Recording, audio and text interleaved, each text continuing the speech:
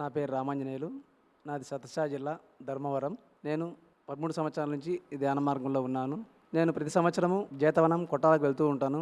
అక్కడ ఎంతో అద్భుతంగా సంక్రాంతి పండగ అంటే నేను ఎన్నో చూశాను, కానీ పండగ అంటే నాకు తెలియదు. అక్కడ సంక్రాంతి పండగ వెళ్ళిన తర్వాత పండగ అంటే అక్కడే అనిపించింది. ఎందుకంటే అక్కడ భోగి మంటలు, డూడు బసవన్న, అక్కడ ధ్యాన కార్యక్రమాలు, సంగీతము, పాటలు, ధ్యానము.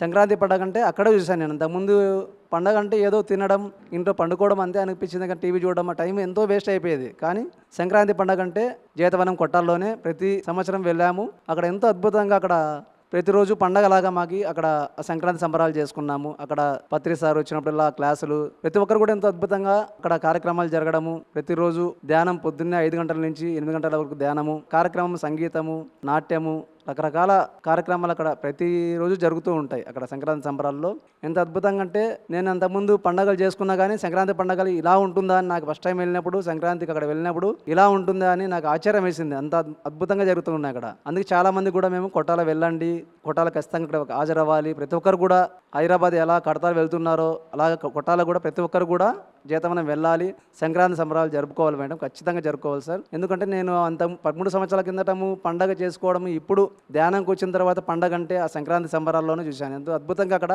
ప్రభాకర్ సారు, సుధాకర్ సారు, అక్కడికి వెళ్ళిన వాళ్ళు కూడా ఎలాగంటే వాళ్ళ సొంత ఇంటికి ఎలా బంధువులు వస్తే మాట్లాడతారో, ఇంటికి సొంత అల్లుడు వస్తే ఎలా మాట్లాడతారో, మేము ఫస్ట్ టైం వెళ్తానే సార్ ఫస్ట్ కాలు కడుక్కోండి, భోంచేయండి, ఎలా అందరు రిసీవ్ చేసుకుంటారంటే ఒక ధ్యానే అలా రిసీవ్ చేసుకుంటారు. అలా ప్రభాకర్ సారు, సుధాకర్ సార్ ఎంతో అద్భుతంగా వాళ్ళ కార్యక్రమాలు సంవత్సరము. ఇప్పుడు సుధాకర్ సారు శరీరం వదిలినా కూడా ప్రభాకర్ సార్ కూడా ఎంతో అద్భుతంగా కార్యక్రమాలు, ఇంకా మేము జరుగుతుందా జరగదా అని ఎంతో అనుమానం పడినాము, కానీ సంవత్సరం ఎంతో అద్భుతంగా జరుగుతూ ఉన్నాయి. పత్రి సార్ కూడా శరీరంతో లేడు, కానీ ఎక్కడ కార్యక్రమాలు అక్కడ జరుగుతూనే ఉన్నాయి. ధ్యానంలో ఉన్న గొప్పతనం అదే. నిస్వార్థంగా ప్రతి ఒక్కరు కూడా ఎంతో అద్భుతంగా చేస్తున్నారు కాబట్టి ఇక్కడ ధ్యాన కార్యక్రమాలు జరుగుతూ ఉన్నాయి. ప్రతి ఒక్క సంస్థలోనూ గురువు శరీరం వదిలిన తర్వాత ఎక్కడే కానీ కార్యక్రమాలు జరగవు. కానీ పత్రి సారు ఇప్పుడు శరీరంతో ఉన్నా లేకపోయినా కూడా ఒక పిరమిడ్ సంస్థలోనే ఇంత అద్భుతంగా ఈ కార్యక్రమాలు జరుగుతున్నాయి.